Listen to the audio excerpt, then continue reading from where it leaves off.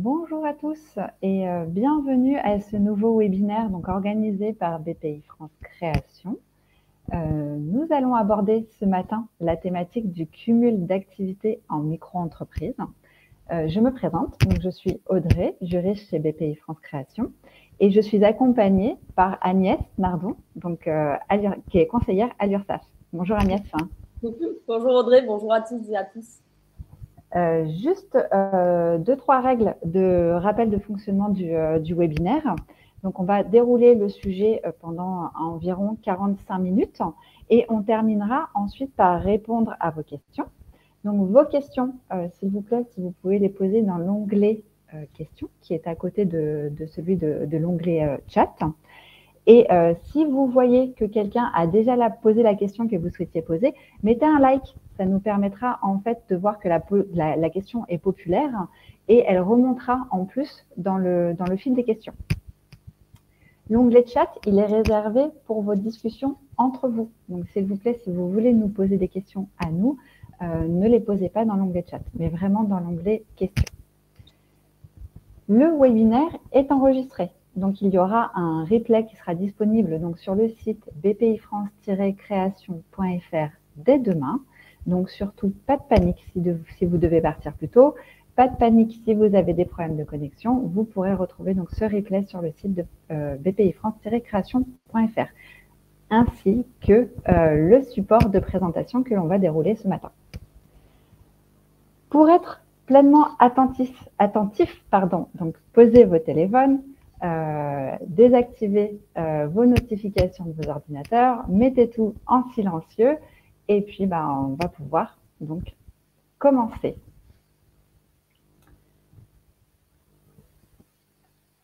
Au programme donc de ce matin, nous allons voir donc le cumul de statuts avec une micro-entreprise. Nous verrons également donc le cumul d'activités au sein d'une même entreprise. Bien évidemment, les conséquences fiscales et sociales d'un tel cumul.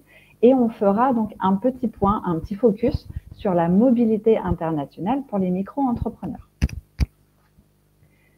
Dans un premier temps, Agnès, est-ce que tu peux nous rappeler finalement quelles sont les missions de l'URSSAF?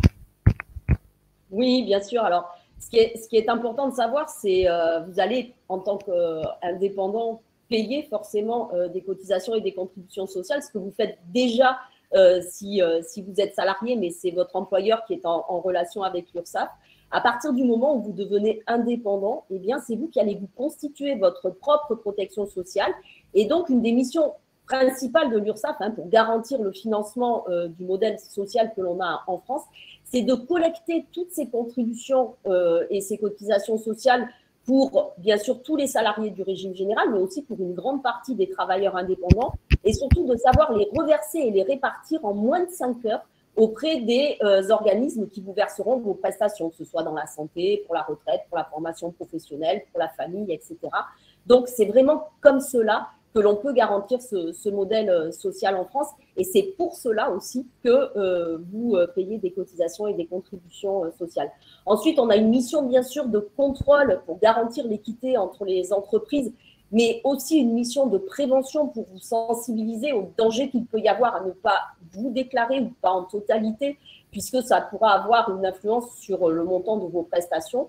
Et puis enfin, pour aller très vite sur cette première partie, l'URSSAF, c'est aussi beaucoup d'offres de services, beaucoup d'offres d'accompagnement, que ce soit au moment de la création, mais aussi tout au long de la vie de votre entreprise. Et ce qu'il ne faut surtout pas oublier, c'est qu'en devenant indépendant, l'URSSAF devient votre partenaire. Et c'est bien comme cela qu'il faut le considérer. Super. Merci beaucoup Agnès pour ces précisions et donc ce petit rappel sur les missions de l'URSSAF. On va donc maintenant pouvoir rentrer finalement dans le vif du sujet et on va commencer par aborder donc le cumul de statuts. Donc en fait, il existe en France donc un principe constitutionnel qui est donc celui de la liberté d'entreprendre.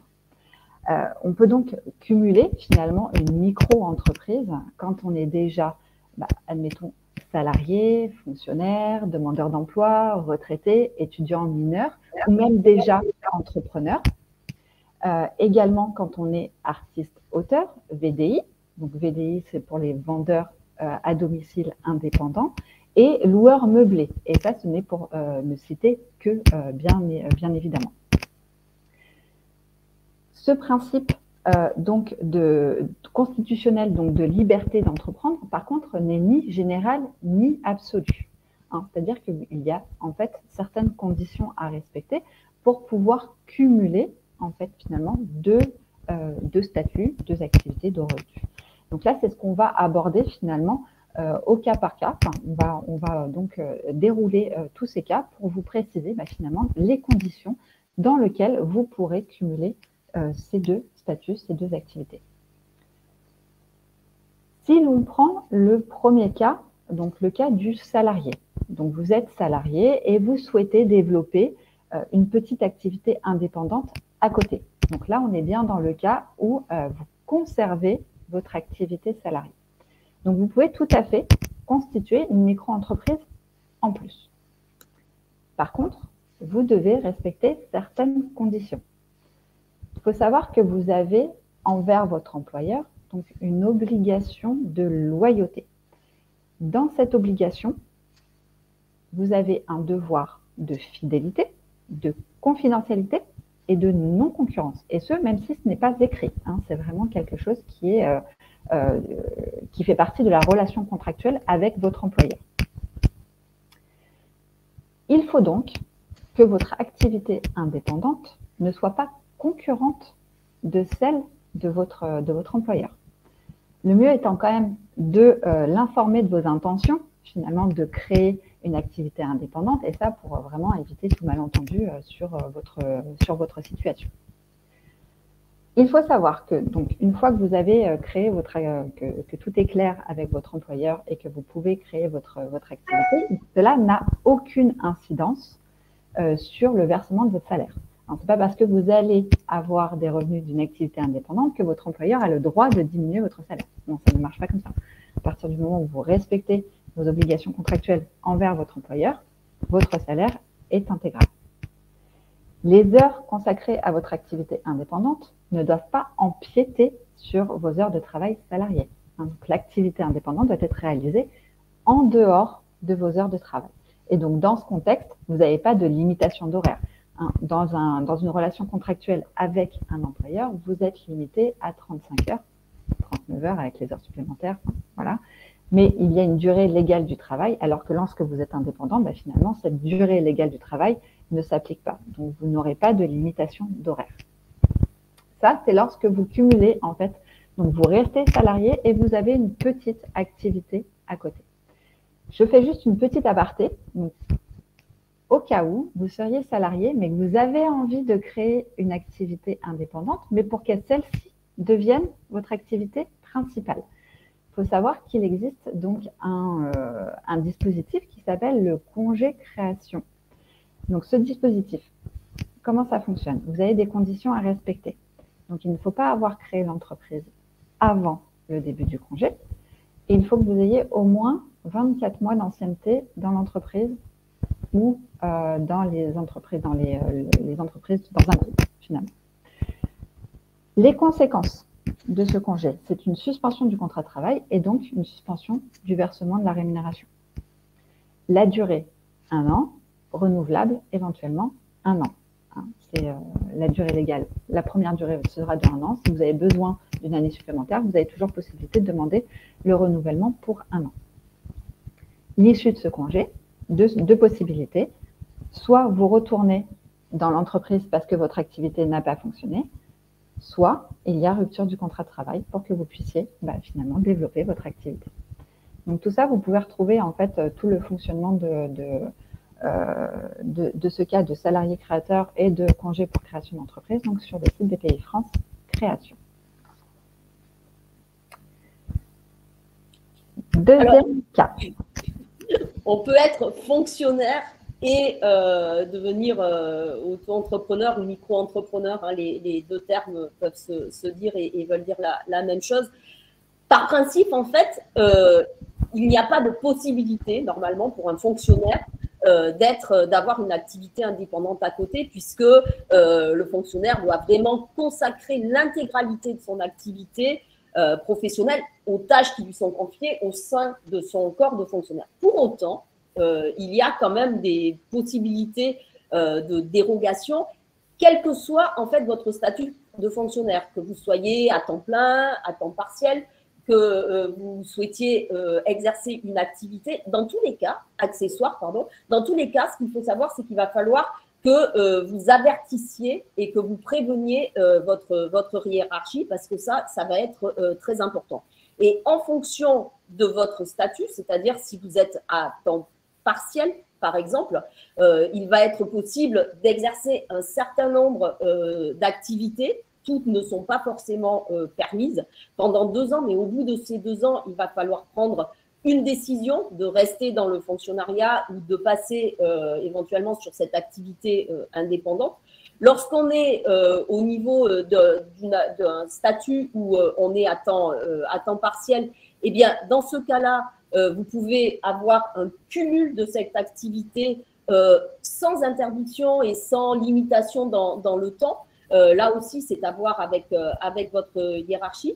Et puis, pour avoir simplement une activité accessoire dans certaines conditions, eh bien, il va falloir que vous alliez vérifier cette liste des activités qui est fixée par décret et qui vous permet d'avoir ce cumul, quel que soit votre statut, sans limitation dans le temps. Là aussi, pour en savoir plus et pour avoir le plus d'informations possible par rapport à ce cumul, eh bien, vous pouvez aller sur le lien vers BPI Création.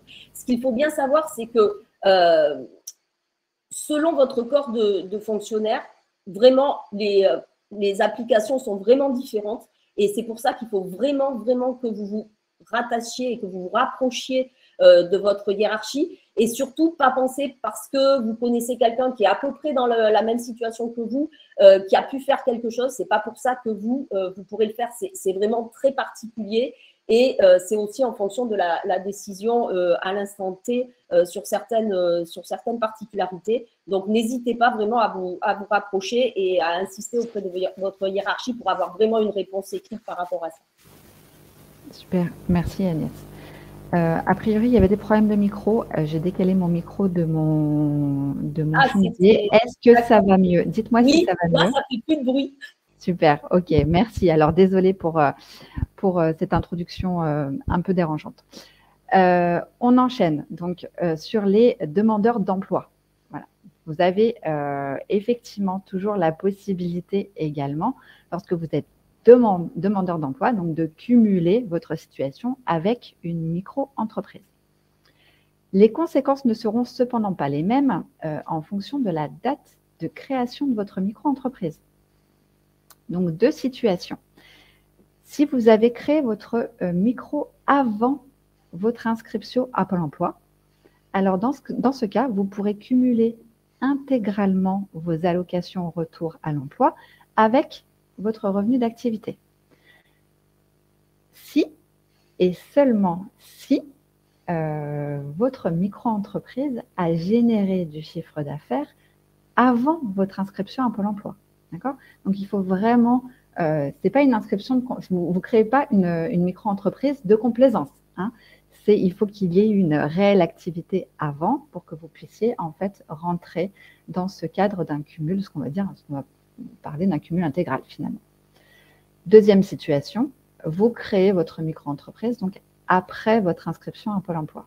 Donc là, dans ce cas-là, finalement, vos allocations au retour à l'emploi seront diminuées selon un calcul bien défini par Pôle emploi de votre revenu d'activité de micro. Hein. Les deux ne se cumulent pas intégralement. Il y aura un calcul qui sera fait. Donc, vos allocations au retour à l'emploi seront diminuées d'un certain montant en fonction du chiffre d'affaires que vous aurez déclaré. On peut juste préciser peut-être que les allocations qui ne sont pas versées sur le mois en question ne sont pas perdues, mais elles sont décalées dans le temps. Du coup, ça ne vous fait pas perdre un certain montant de vos allocations, elles sont juste décalées dans le temps parce que vous avez gagné justement du chiffre d'affaires sur un mois donné. Voilà, exactement. Et peut-être aussi, petite astuce, Agnès, quand on est en micro-entreprise, on a possibilité d'opter pour une déclaration mensuelle ou trimestrielle de son chiffre d'affaires. Quand on est dans cette situation, rester au mensuel, ce qui est plus simple pour le calcul. Alors là, dans ce cas-là, c'est même pas un choix. Il faut absolument Voilà. que vous preniez la déclaration et le paiement mensuel. Autrement, vous allez. C'est simplement pour vous simplifier la vie et pouvoir avoir le montant de vos allocations versées au plus juste et le plus rapidement possible. Autrement, vous commencez à rentrer dans quelques galères si vous prenez la partie trimestrielle, la version trimestrielle de la déclaration et du paiement. Donc, n'hésitez pas. Et pour ceux qui viennent juste de se créer, qui auraient pas vu cette petite astuce, vous avez encore la possibilité de faire une modification de la périodicité depuis votre espace en ligne sur autoentrepreneur.ursaf.fr. Voilà, merci Agnès. Mais je pense que c'était intéressant de le préciser. Et c'est vraiment important. Exactement, exactement. Autre cas, donc effectivement, un autre cas qui peut déchaîner les passions, hein, le cas du retraité et de la création de la micro-entreprise. Donc, encore une fois, dans cette situation, on peut tout à fait donc, être retraité, donc percevoir sa pension retraite et créer une activité de micro-entreprise. Comme pour le demandeur d'emploi, finalement, en fonction du moment où vous allez demander la liquidation de votre retraite, vous pourrez ou non cumuler intégralement votre revenu et votre pension retraite. Le cumul intégral, il se fait uniquement dans les conditions suivantes. Donc, premièrement, il faut avoir atteint l'âge légal de départ à la retraite. Vous n'êtes pas sans savoir que l'âge légal va être progressivement relevé à 64 ans à partir du 1er septembre 2023 et pour les assurés qui sont nés en 1961, à partir de 1961. Ou deuxième solution, vous avez atteint 67 ans, qui est l'âge d'obtention automatique du taux plein.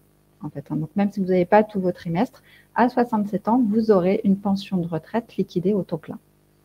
Donc ça, c'est la première condition. Donc, avoir atteint le taux plein, finalement, de sa retraite. Deuxième condition, liquider intégralement toutes ces pensions vieillesse. C'est-à-dire que vous pouvez avoir, dans votre parcours professionnel, vous avez pu avoir cotisé dans plusieurs caisses. Et donc, il faut, en fait, liquider toutes ces caisses pour pouvoir prétendre à un cumul intégral de sa pension retraite et de son revenu d'activité en micro-entreprise. Si vous ne respectez pas ces deux conditions, vous serez alors soumis à ce qu'on appelle un cumul plafonné. Donc, de deux choses l'une. Si le total de vos revenus d'activité et de votre pension retraite dépasse un certain seuil, dans ce cas-là, le montant en fait, de votre pension retraite sera réduit ou suspendu, mais bien évidemment temporairement. On n'est pas réduit ou suspendu ad vitam aeternam. C'est le temps que vous remplissiez finalement les premières conditions. Petite nouveauté par rapport à la réforme en fait de la retraite. Jusqu'à présent, lorsque vous liquidiez finalement votre pension retraite et que vous aviez une activité indépendante à côté, vous continuez à cotiser, mais par contre, c'était au niveau du chômage, des droits à la retraite, c'était des liquidations, ce qu'on va appeler à fonds perdus, puisque vous liquidiez pour la retraite, vous cotisiez pour la retraite sans pouvoir revoir le calcul de votre pension. La réforme prévoit quand même que si vous liquidez et que vous êtes dans un cumul intégral, si vous reprenez une activité indépendante, les droits que vous allez vous constituer par les nouvelles cotisations pourront être constructibles donc d'une nouvelle pension finalement. Alors, je ne vais pas rentrer dans le détail parce que ça, c'est la loi qui l'a dit, mais nous n'avons pas encore les décrets d'application. Mais voilà, c'est quand même inscrit dans la loi. Il suffit d'attendre les décrets d'application pour qu'on puisse ensuite savoir exactement comment va se passer cette nouvelle liquidation de pension. C'est quand même une nouveauté qu'il faut souligner. Alors, pour ceux qui sont étudiants aujourd'hui, bien évidemment, il n'y a aucune interdiction pour que vous puissiez être micro-entrepreneur à côté. Vous avez même des programmes qui peuvent vous inciter à aller vers l'entrepreneuriat. Par exemple, ce sont les programmes Pépites. Il y en a 33 en France. Hein. En fait, ce sont des pôles étudiants pour l'innovation, le transfert et l'entrepreneuriat. C'est ça ce que veut dire Pépite. Ça vous permet d'avoir ce statut national d'étudiant entrepreneur qui est ouvert aux étudiants qui sont diplômés à partir du bac ou équivalent et sans limite d'âge. Il n'y a aucune limite d'âge. Pour pouvoir rentrer dans cet accompagnement, alors cet accompagnement, il va être intéressant parce que vous allez être accompagné sur une année. Ça va vous permettre d'avoir des crédits au niveau de votre formation. Ça va vous permettre aussi éventuellement de remplacer le stage que vous devez faire par ce projet de création d'entreprise. Donc, pour être intégré dans ce programme, il faut déposer une demande de ce statut. Il y a un comité, bien sûr, qui va étudier la demande en fonction de certains critères. Et une fois que vous l'avez, vous pourrez bénéficier d'un accompagnement collectif, d'un accompagnement aussi individuel. Pour certains pépites, d'un espace de coworking pour pouvoir travailler également, d'un certain nombre d'ateliers faits par aussi tous les partenaires qui peuvent être autour de la création d'entreprise, que ce soit pour le montage, pour la communication, le marketing, que ce soit aussi pour le financement, que ce soit au niveau de l'URSSAF aussi pour tout ce que l'on peut proposer. Et ce n'est pas parce que vous êtes dans ce projet de création d'une start-up à plusieurs, peut-être que vous ne pouvez pas, pour certains c'est le cas, commencer par une auto-entreprise pour déjà développer un certain nombre de choses par rapport à cette future activité ou tout simplement avoir une activité autre à côté en tant qu'auto-entrepreneur, mais tout en ayant ce projet de création d'une entreprise ou d'une société côté start-up. Donc, c'est vraiment un programme qui est intéressant, qui peut vous apporter aussi beaucoup dans l'accompagnement et dans la connaissance de tout ce qu'il faut savoir quand vous souhaitez créer une entreprise, pouvoir aussi avoir des renseignements, bien sûr, sur les levées de fonds, sur le crowdfunding, sur tous ces financements un peu particuliers, mais ô combien importants selon les projets que vous avez. Donc, c'est vraiment quelque chose pour ceux qui sont étudiants, quelque chose à laquelle vous pouvez réfléchir pour savoir si. Je vous invite à aller voir sur le site de Pépite. On a fait des liens avec Audrey sur le diaporama. Et puis, vous aurez aussi des informations par vos facultés, bien sûr, et par les programmes qui sont créés dans vos régions. Alors, est-ce qu'on peut être mineur et auto-entrepreneur? Alors, bien sûr, les mineurs, il y a deux cas. Hein. On peut être soit mineur non émancipé, soit mineur émancipé. Alors, pour ceux qui sont non émancipés, on ne peut pas être auto-entrepreneur. En revanche, on peut créer une URL, c'est-à-dire une société où on va être gérant majoritaire, parce que le URL, il y a un seul associé, et en optant pour le régime fiscal de la micro-entreprise. C'est une possibilité.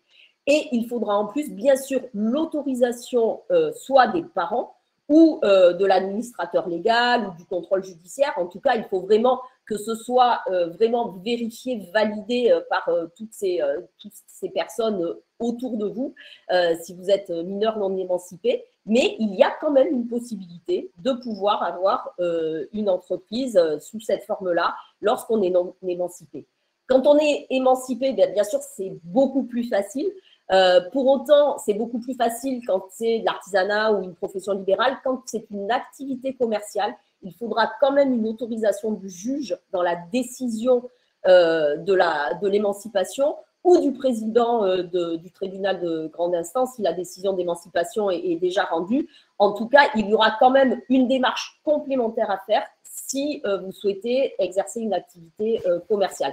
Mais dans tous les cas, vous voyez que votre statut de mineur, d'un côté ou de l'autre, vous permet quand même, avec bien sûr des conditions, de pouvoir déjà rentrer dans l'entrepreneuriat.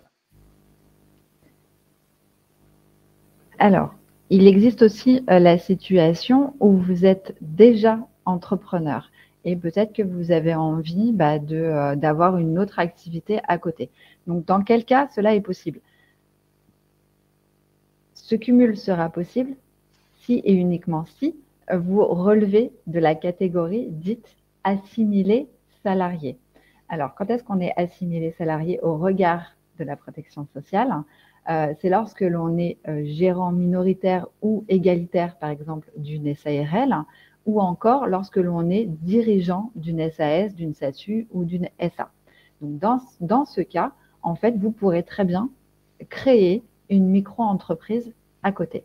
Par contre, donc, ce cumul, à contrario, sera donc impossible lorsque vous avez déjà une micro-entreprise, lorsque vous avez déjà une entreprise individuelle ou lorsque vous êtes donc gérant majoritaire d'une SARL ou d'une EURL. Donc, c'est-à-dire que vous relevez de la catégorie des travailleurs non salariés. Hein. Donc, possible lorsque vous êtes assimilé salarié, impossible lorsque vous êtes travailleur non salarié. Alors, juste Audrey, pour compléter, parce que j'ai aperçu vite fait sur une des questions, il y a une personne qui a demandé, quand on est auto-entrepreneur, est-ce qu'on peut être salarié à côté? Oui, bien sûr. En fait, le fait d'être auto-entrepreneur ne vous empêche pas de reprendre un travail salarié à côté, ou même pour ceux qui commencent comme auto-entrepreneur, il y en a beaucoup aussi qui créent une activité d'auto-entrepreneur et parce que selon l'activité, ça va mettre un petit peu plus de temps à démarrer, et bien qu'ils prennent un salariat à mi-temps, par exemple, il n'y a aucun problème de cumul entre ces deux situations. Tout à fait. C'est vrai que la situation du salarié vers la micro-entreprise vaut également de la micro-entreprise vers le salarié.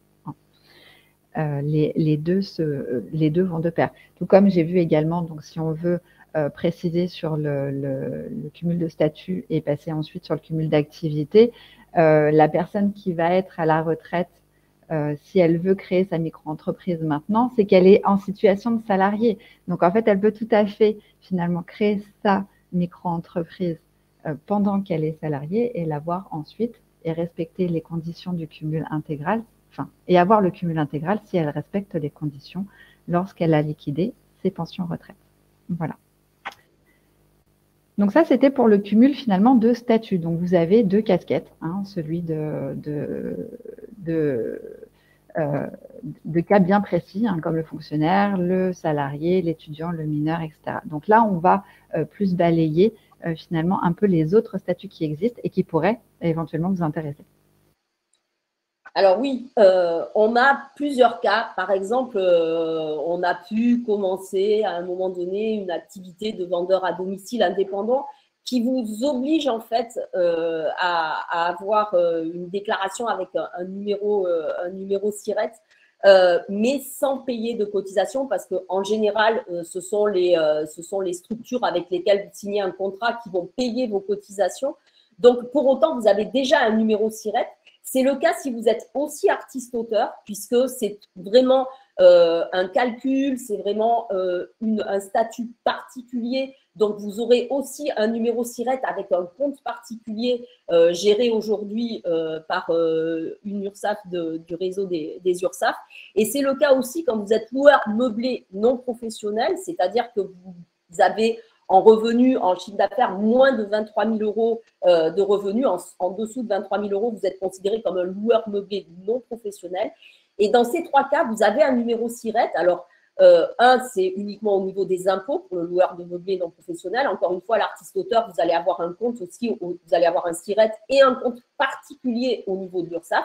Et le vendeur à domicile, vous aurez un SIRET, mais c'est les structures avec lesquelles vous aurez signé des contrats, un ou plusieurs, qui verseront directement vos cotisations et vous ne paierez pas de cotisations en dehors de cela.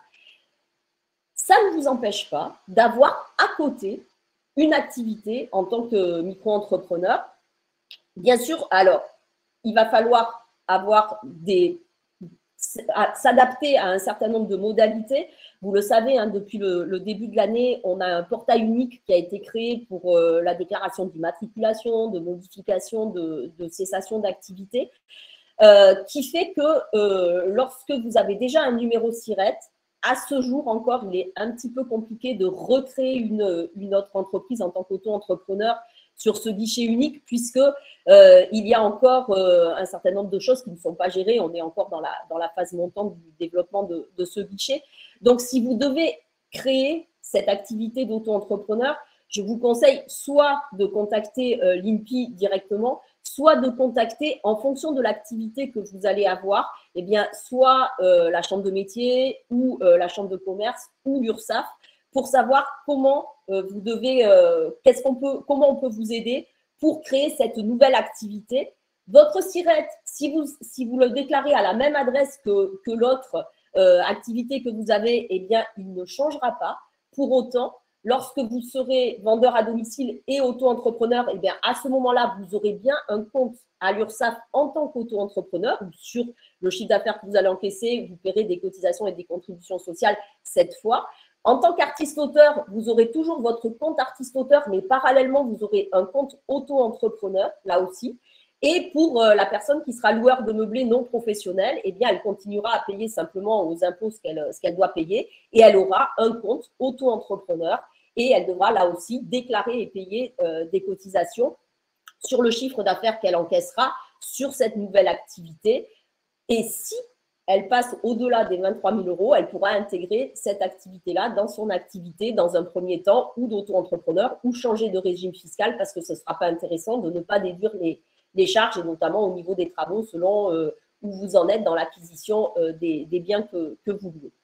Donc, tout ça, c'est possible avec certaines adaptations.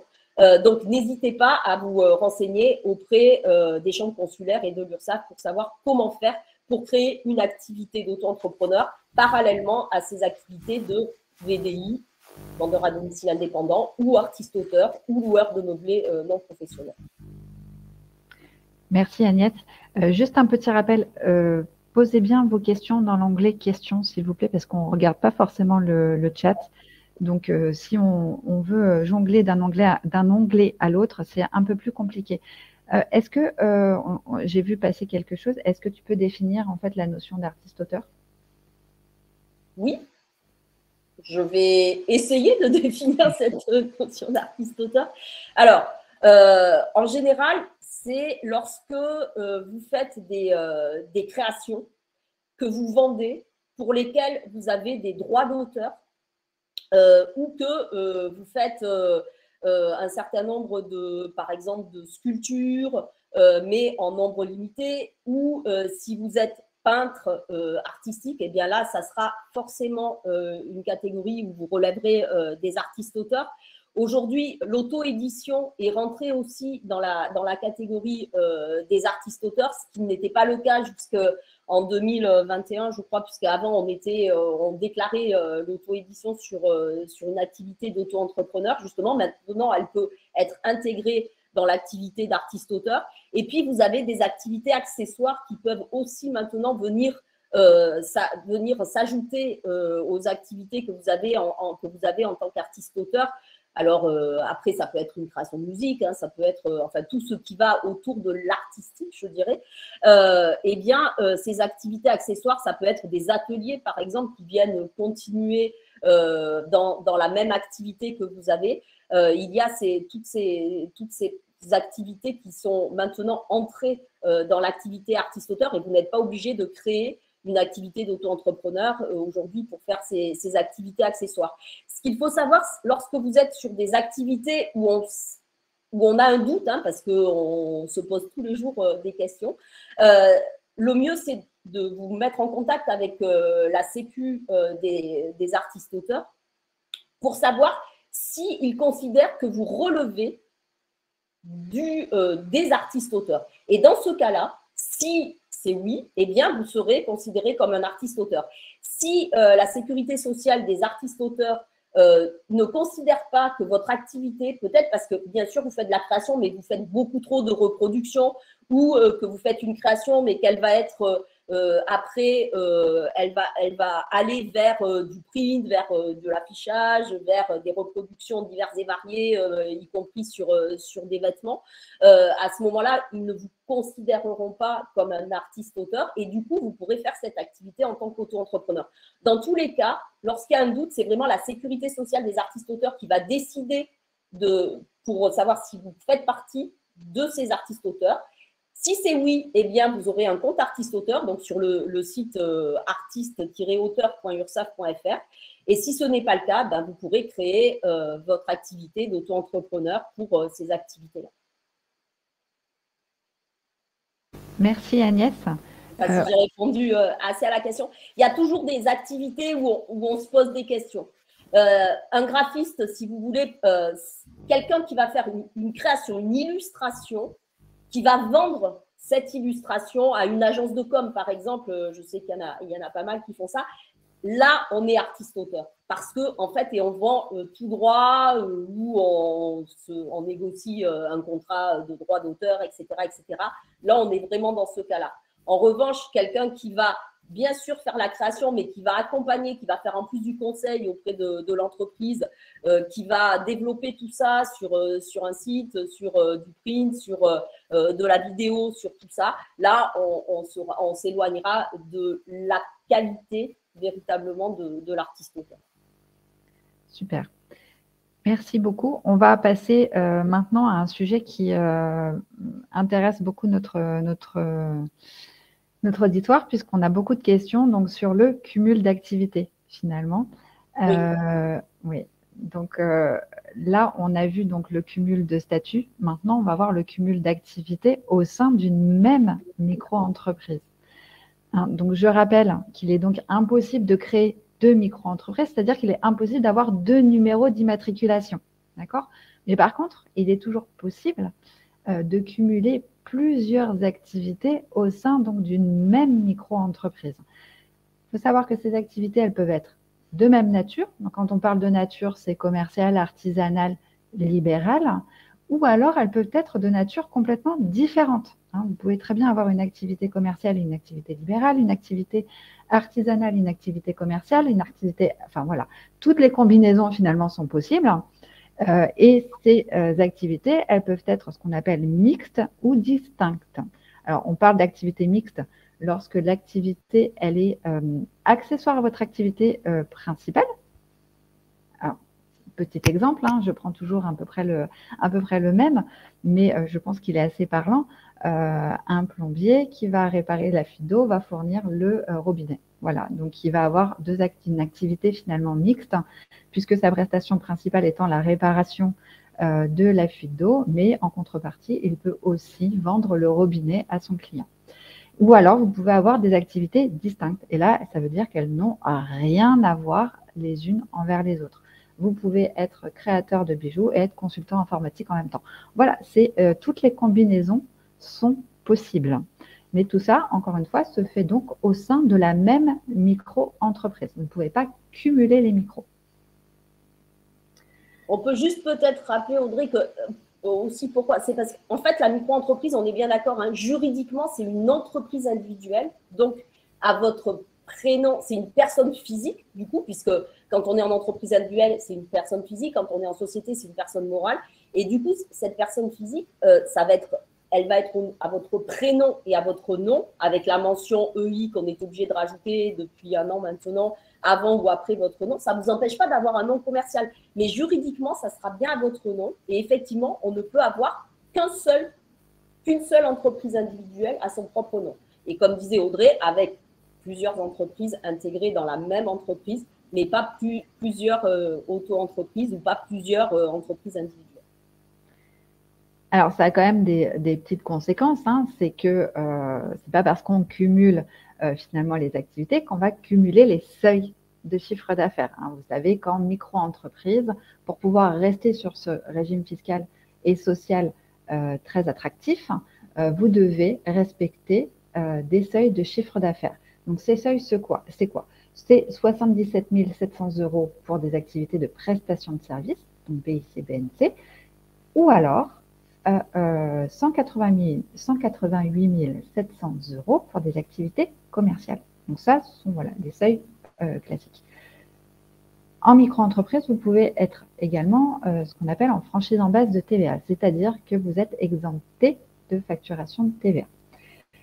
Pour pouvoir rester dans ce qu'on appelle en franchise en base de TVA, vous devez respecter un seuil de chiffre d'affaires qui est de 36 800 € pour les prestations de services et 91 900 € pour les activités commerciales. Donc voilà, ça c'était juste un petit rappel pour que vous puissiez avoir les chiffres en tête. Donc qu'est-ce qui se passe maintenant quand on cumule des activités?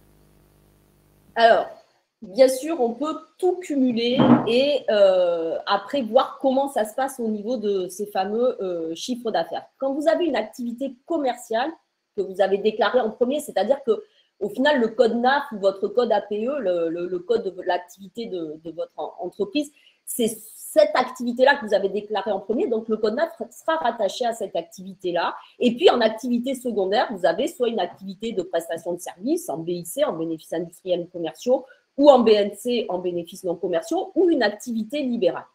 Eh bien, dans ce cas-là, la totalité du chiffre d'affaires que vous pourrez facturer, ça sera bien 188 700 €, dont 77 700 € au titre de l'activité de prestation de service ou l'activité libérale. On ne pourra jamais aller au-dessus des 188 700 € puisque ça, c'est le seuil maximum du chiffre d'affaires et rattaché au régime fiscal de la micro-entreprise. En revanche, si vous avez en activité principale ou déclarée en premier la prestation de service ou l'activité libérale non réglementée, plus en second une activité commerciale, et bien là, vous serez toujours pour cette première activité à 177 700 €, ça ne changera jamais, auquel vous pourrez ajouter la différence entre 77 700 et 188 700 € pour, soit les 111 000 € pour cette activité secondaire commerciale. Donc là, on cumule et on a globalement ces 188 700, dont les 77 000 ou les 77 700 plus les 111 000 pour arriver à 188 700, on est toujours là.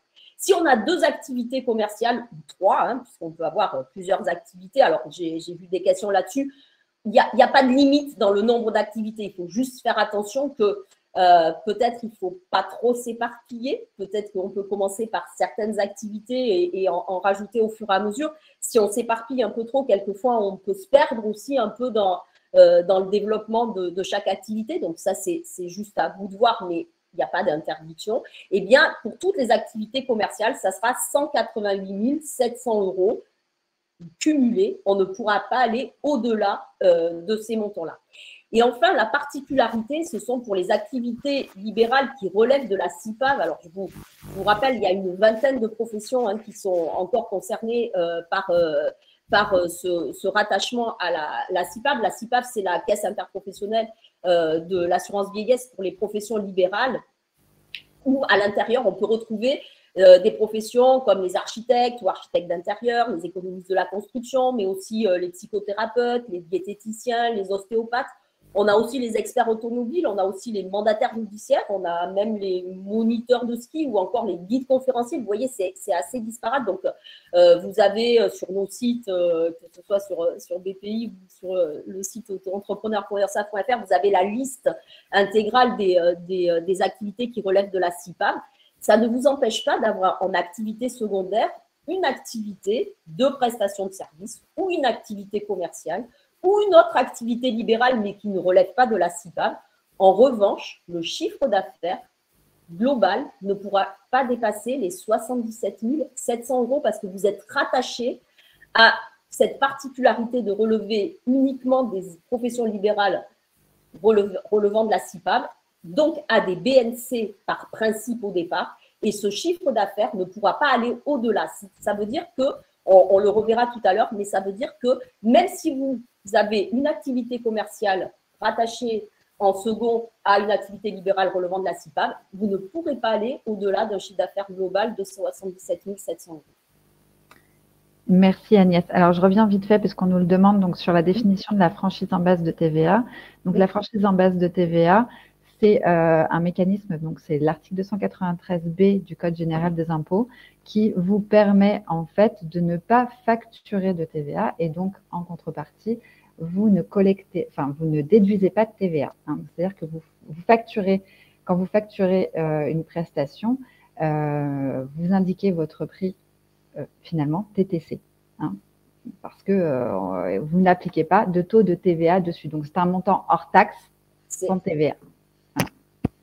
Alors, juste pour revenir peut-être un peu plus dans le détail par rapport à la diapositive, vous avez vu les seuils de TVA, vous avez vu qu'il y a une tolérance entre deux seuils où vous pouvez rester pendant 2 ans entre les fameux 36 800 et les 39 100 ou entre 91 900 et 101 000. Ça veut dire que pendant 2 ans, vous pouvez rester dans cet entre-deux, toujours en ne facturant pas de TVA à vos clients, mais du coup, toujours en ne récupérant pas la TVA sur les achats professionnels que vous allez faire.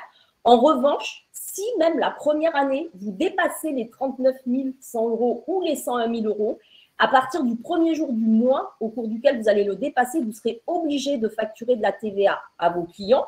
En revanche, vous pourrez récupérer la TVA sur les achats que vous ferez. Et ce que vous reverserez à l'administration fiscale, en fait, ça sera le résultat de la soustraction entre le montant de la TVA collectée, celle que vous facturez à vos clients, moins la TVA déductible, celle que vous récupérerez de vos achats. Et ça, il faut que vous l'anticipiez parce que comme c'est à partir du premier jour du mois au cours duquel vous dépassez ce montant-là, faites attention à ne pas arriver plutôt en fin de mois en basculant au-delà parce que vous seriez obligé de refaire toutes vos factures. Et on sait bien que si vous avez des clients particuliers, ce sera très, très compliqué, voire impossible, de récupérer la TVA que vous n'aviez pas facturée dans un premier temps. Et ce qu'il faut savoir, c'est qu'il vous faut à peu près, il faudra faire une demande d'un numéro de TVA intracommunautaire auprès de votre service des impôts des entreprises. Et il faut à peu près 15 jours à 3 semaines pour avoir ce numéro-là. Donc là, c'est là où vous mettez votre casquette de chef d'entreprise et vous anticipez ça et vous réfléchissez bien à quel moment vous allez basculer pour anticiper et pour plutôt basculer en début de mois suivant et pas sur une fin de mois. Ça, c'est plutôt pour vous, pour votre trésorerie. C'est ça, exactement. Je pense qu'il est très important, même si on est en micro-entreprise, donc de suivre son chiffre d'affaires. Justement, donc les conséquences fiscales et sociales d'un tel cumul.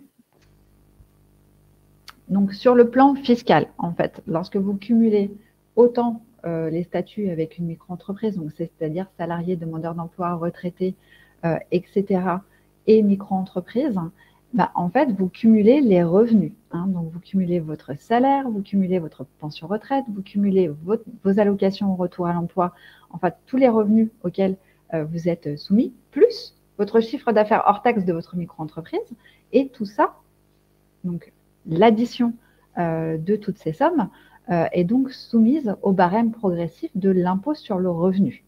D'accord?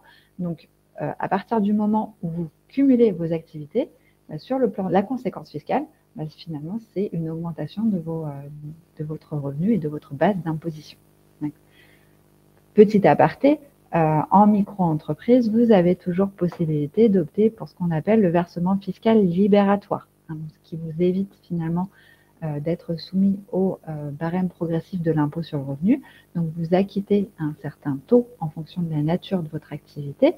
Le taux, il est de 1,1 de... je sais plus en fait. 1% pour la vente, 1,7 voilà. Pour les BIC et 2,2. Voilà, c'est ça. Voilà. 1% pour la vente, 1,7 pour les prestations de services et 2,2 pour les prestations, les professions libérales. Faites juste attention sur ce versement libératoire. D'abord, il y a des conditions pour pouvoir en bénéficier. Ce n'est pas parce que les taux qu'on vous annonce sont bas que c'est intéressant, parce que ça veut dire que vous allez payer sur la totalité du chiffre d'affaires, alors que dans l'autre cas, on fait un abattement avant de calculer. Ce qu'il faut surtout faire, c'est un peu comme la case à cocher mensuelle, trimestrielle pour les demandeurs d'emploi, c'est mensuel. Et bien là, c'est qu'une case à cocher, mais il faut que vous fassiez absolument des simulations sur le site des impôts. C'est vraiment, ils ont beaucoup simplifié. Vous prenez le simulateur de l'impôt sur le revenu complet et vous faites une première simulation avec le versement libératoire et une deuxième sans. Et bien sûr, vous allez choisir ce qui va être le plus intéressant pour vous, c'est-à-dire en gros, là où vous allez payer le moins d'impôts, sachant que vous pouvez changer cette option. Il faudra simplement que vous refassiez des simulations tous les mois de septembre, puisque les impôts demandent à ce que l'option soit demandée depuis votre espace en ligne auto-entrepreneur.urssaf.fr avant le 30 septembre pour une mise en place pour l'année suivante. Voilà. En fait, ce qu'on peut dire finalement, Agnès, c'est que si déjà vous n'êtes pas imposable, n'optez pas pour le versement fiscal libératoire, parce que ça vous fera payer de l'impôt. Voilà, sauf si vous avez un revenu très, très élevé, où là, ça peut devenir intéressant. Mais effectivement, si vous ne payez pas d'impôt aujourd'hui, si vous ne pensez pas faire un très gros chiffre d'affaires, ce qui ne veut pas dire que votre auto-entreprise ne démarre pas bien, hein, c'est juste qu'il y a des activités qui démarrent très vite et d'autres qui mettent du temps, eh bien, forcément, ça ne va pas être intéressant. Plus vous allez être haut des deux côtés, avoir payé déjà pas mal d'impôts ou avoir un chiffre d'affaires très important, ça pourrait être intéressant. En revanche, la condition de base pour pouvoir opter sur ce versement libératoire, c'est d'avoir un revenu fiscal de référence. Alors ça, vous le retrouverez sur vos avis d'imposition. Il y a une petite ligne qui s'appelle comme ça.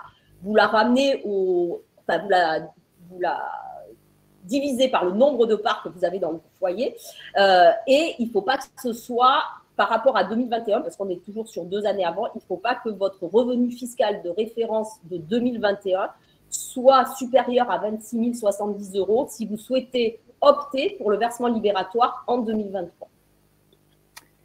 Et sur le plan social, du coup, Agnès, alors sur le plan social, eh bien oui, dès qu'on travaille, dès qu'on encaisse de l'argent d'une façon ou d'une autre, que ce soit des salaires, de la retraite, les ARE, etc., ou du chiffre d'affaires, bien sûr hors taxe, qui est encaissé dans la micro-entreprise, eh bien, il faudra payer des cotisations sur ce chiffre d'affaires encaissé comme sur le reste. Et puis, ça vous permettra, ces montants de chiffre d'affaires encaissés vous permettront eh bien, de valider aussi vos trimestres en fonction du chiffre d'affaires que vous aurez. 4 par an, bien sûr, hein, parce qu'on ne peut pas en avoir plus. Donc, si vous êtes salarié à côté, que vous validez déjà 4 trimestres, vous n'en validerez pas plus. En revanche, ça augmentera le montant au moment du calcul du montant de la pension, bien évidemment. Et ces cotisations et ces contributions sociales, un peu comme je le disais au départ, vous permettront aussi de vous ouvrir des droits pour votre protection sociale. Alors, toujours sur la partie protection sociale, quelques informations complémentaires malgré tout. Quand vous êtes salarié à côté, quand vous êtes retraité, quand vous êtes fonctionnaire, quand vous percevez encore des allocations de retour à l'emploi au niveau de Pôle emploi, vous avez une couverture sociale qui est conservée, on va dire. Hein. Et puis, vous allez avoir une protection sociale que vous allez vous constituer côté travailleur indépendant. Que vous soyez auto-entrepreneur ou en entreprise individuelle ou en gérant majoritaire d'une URL ou d'une SARL, c'est-à-dire que vous soyez dans cette catégorie des travailleurs non salariés, ce que disait Audrey tout à l'heure, eh bien, il y a des particularités puisque l'idée des organisations professionnelles rattachées à ces travailleurs non salariés était de dire, on veut bien sûr, et de toute façon, il n'y a pas le choix, une protection sociale, plutôt de base, plutôt à carte, c'est-à-dire avec un minimum déjà assez cohérent, mais avec la possibilité d'ajouter un certain nombre de contrats ou d'assurances pour venir compléter cette protection sociale, pour ne pas avoir dès le départ un gros montant de cotisation à payer. Ça veut dire quoi? Ça veut dire que autant vous avez des prestations sociales qui sont exactement les mêmes, quel que soit votre statut. Alors, je prends juste deux exemples. Hein, quand vous allez chez le médecin ou si malheureusement vous devez être hospitalisé ou encore si vous achetez des médicaments, là, il n'y aura pas de sujet par rapport à vos revenus ou au montant de cotisation que vous allez payer. En revanche, il y a vraiment des prestations sociales qui sont liées à vos revenus et au montant de cotisation que vous allez payer. C'est notamment le cas sur les indemnités journalières qui ne sont en plus pas du tout calculé de la même façon que pour les salariés, puisqu'on est plutôt sur une périodicité de calcul sur 3 ans et pas sur 3 mois. Ensuite, la partie accident du travail, maladie professionnelle, n'est pas couvert de manière obligatoire. Vous ne cotisez pas de manière obligatoire, mais vous pouvez prendre une assurance volontaire auprès de la caisse primaire d'assurance maladie pour venir justement combler ce manque et vous offrir une protection sociale plus importante. Alors, il y a bien sûr toutes les professions que l'on connaît qui sont plutôt accidentogènes, hein, le monde du BTP, la restauration, le transport, des choses comme ça, mais n'importe quelle activité, on peut avoir un accident de travail, ne serait-ce qu'un accident de voiture quand on va chez un client, c'est aussi ça.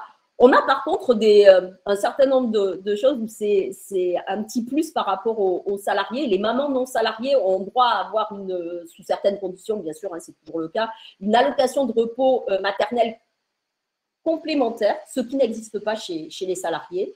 Au niveau de la retraite, ce qu'il faut savoir, c'est que pour les artisans, les commerçants, les professions libérales non réglementées, la formule de calcul de la retraite de base est exactement la même que pour les salariés, c'est-à-dire qu'on est toujours sur ce principe de 50% du revenu moyen des 25 meilleures années.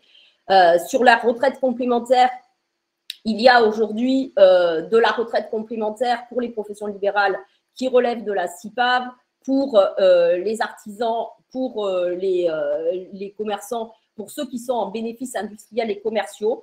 Il va y avoir des évolutions pour ceux qui sont en BNC, puisque aujourd'hui, il n'y a pas de répartition dans le taux payé sur la retraite complémentaire.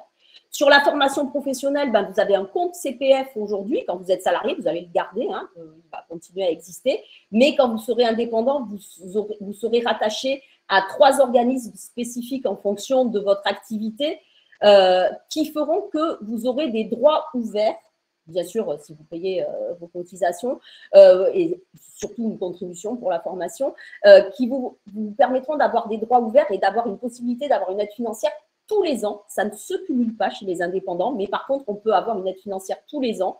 Ça sera pour le FIF-PL pour les professions libérales, la GFIS pour les commerçants et le FAP-CEA pour les artisans. Et puis, ce qui n'est pas aussi obligatoire quand vous êtes indépendant, contrairement à quand vous êtes en entreprise, c'est la mutuelle, puisque quand vous êtes en entreprise, vous avez une mutuelle obligatoire qui est mise en place. Quand vous êtes non salarié, il n'y a pas cette obligation. Donc, soit vous en avez déjà une, soit vous êtes encore en portabilité, soit vous êtes couvert par quelqu'un d'autre. Là, c'est vraiment de votre libre arbitre que vous allez choisir votre mutuelle. Et bien sûr, vous ne prendrez qu'une seule mutuelle. Il n'y a pas besoin d'en avoir plusieurs. Alors, oui.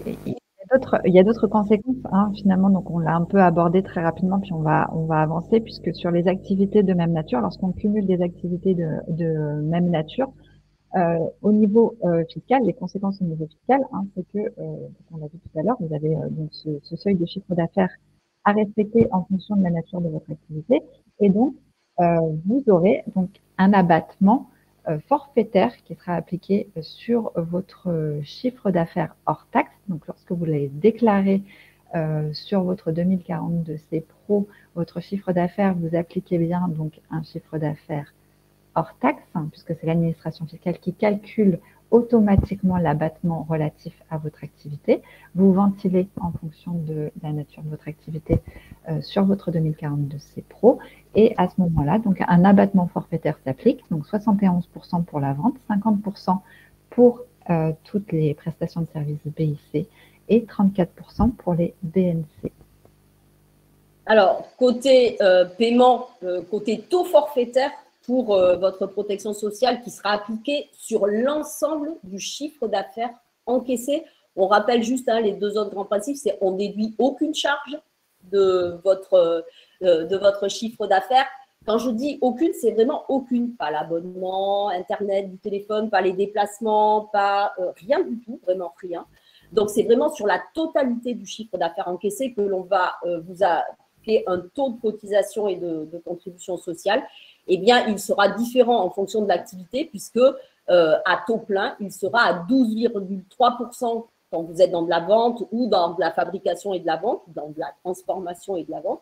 Il sera à 21,10 quand vous êtes en bénéfices non commerciaux, que ce soit des prestations de services ou que ce soit une profession libérale non réglementée. Et il sera à 21,20% quand vous êtes en bénéfices industriels et commerciaux ou en bénéfices non commerciaux pour les professions libérales qui relèvent de la CIPAV.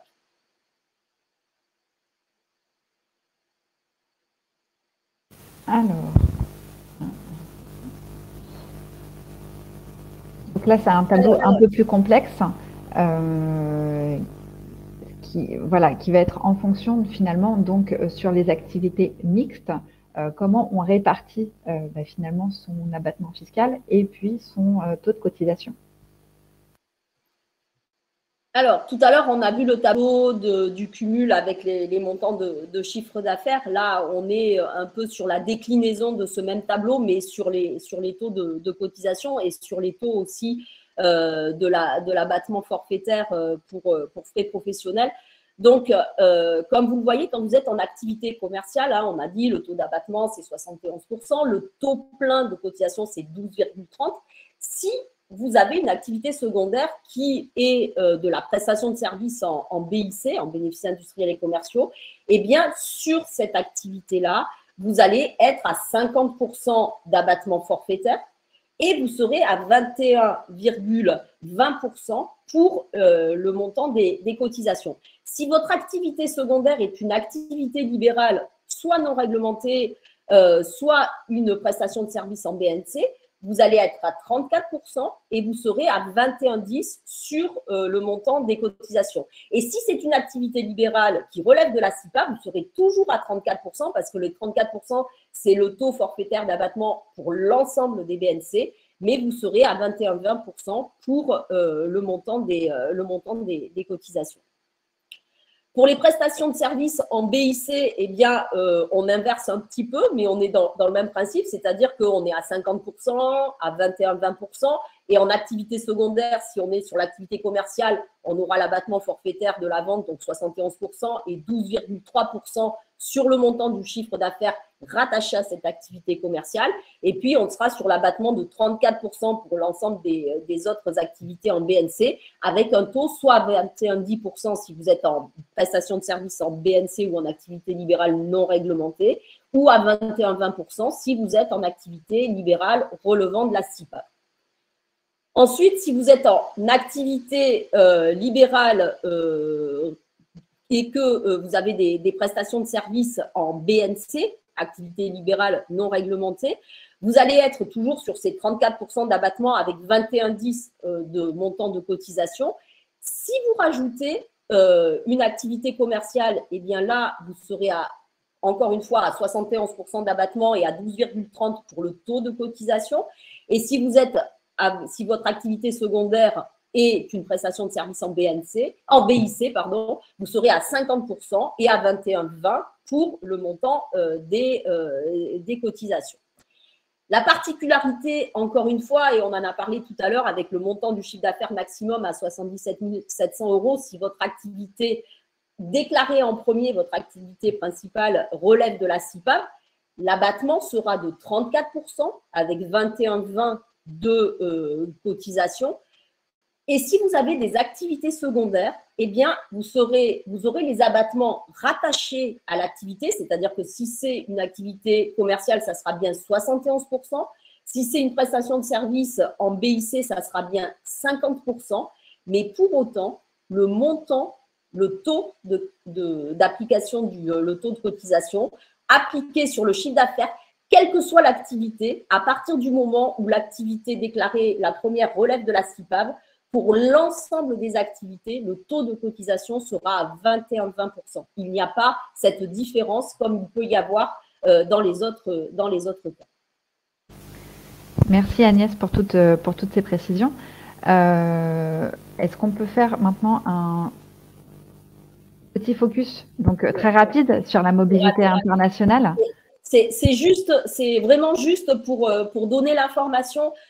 puisque ce service URSSAF Mobilité Internationale qui a été créé concerne vraiment l'ensemble, je dirais l'ensemble des personnes, que ce soit les auto-entrepreneurs, les travailleurs indépendants, les praticiens de sphères médicaux, les salariés, les employeurs, enfin vraiment les intermittents du spectacle, les demandeurs d'emploi, les étudiants, les pensionnaires, enfin vraiment ça concerne tout le monde, cette mobilité internationale.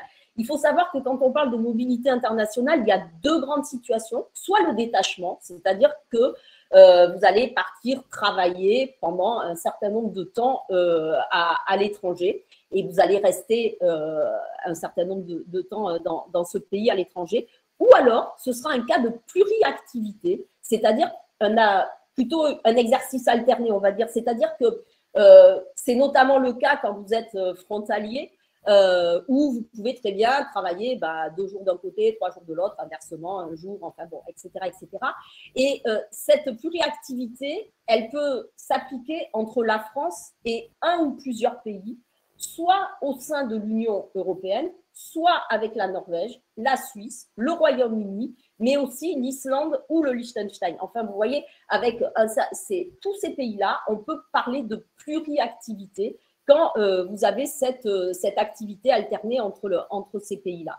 Et lorsque on est dans un de ces deux cas, soit le détachement, soit la pluriactivité, eh bien, on est obligé de demander un certificat pour sa protection sociale. Et là, du coup, vous allez pouvoir le demander justement à l'URSSAF, Service Mobilité Internationale, pour pouvoir bénéficier de ce certificat. Il y en a 3 différents.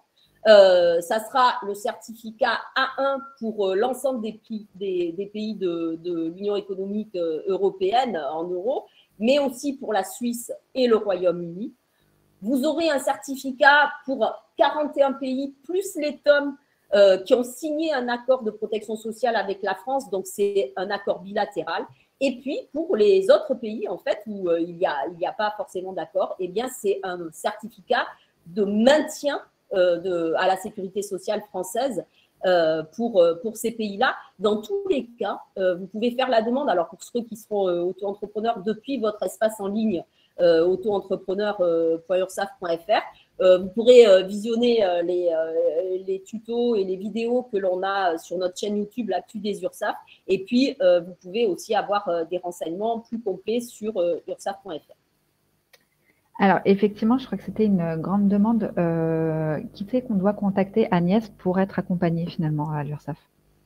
Alors, au niveau de l'accompagnement, notamment des créateurs, vous avez déjà un certain nombre de régions qui ces régions URSSAF, ce sont les personnes de l'URSSAF. Je vous rappelle, on est à peu près 16 000 pour s'occuper de vous, je dirais, et pour vous accompagner.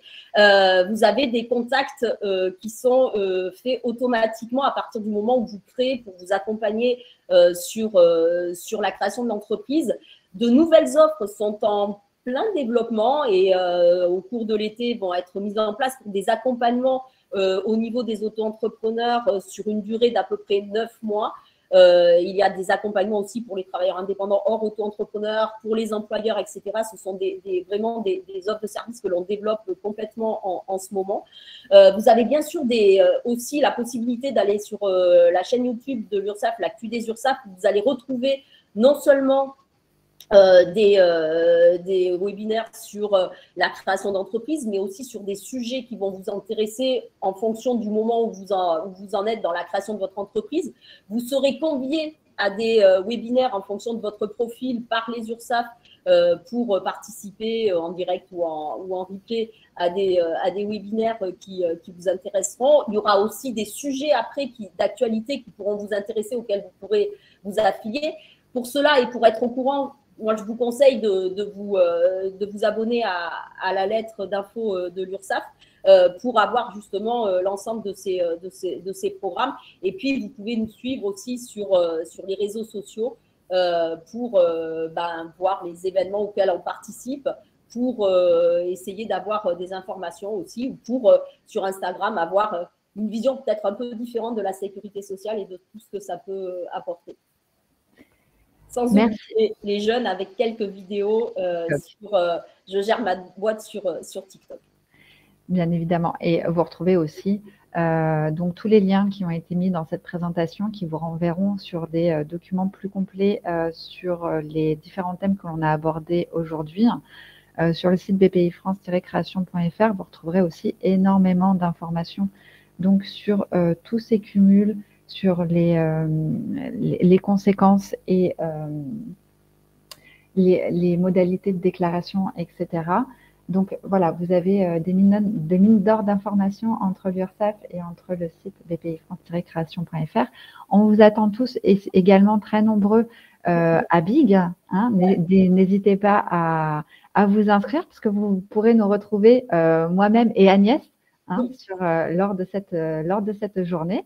Donc n'hésitez pas à vous inscrire pour nous retrouver le 5 octobre à l'Accor Hotel Arena.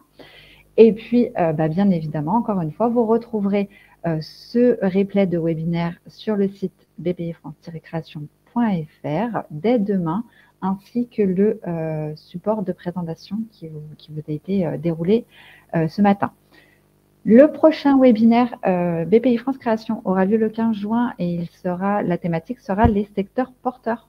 Donc, voilà, si vous souhaitez entreprendre mais que vous ne savez pas trop dans quel domaine, voilà, n'hésitez pas à vous inscrire sur ce prochain webinaire. Merci Agnès d'avoir encore une fois accepté de m'accompagner sur cette thématique. Et merci puis, je vous souhaite à tous une excellente journée. Merci de nous avoir suivis et d'être toujours aussi nombreux. Excellente journée à tous. Et beaucoup de réussite dans vos projets. Beaucoup de réussite. Bonne journée. Très bonne journée.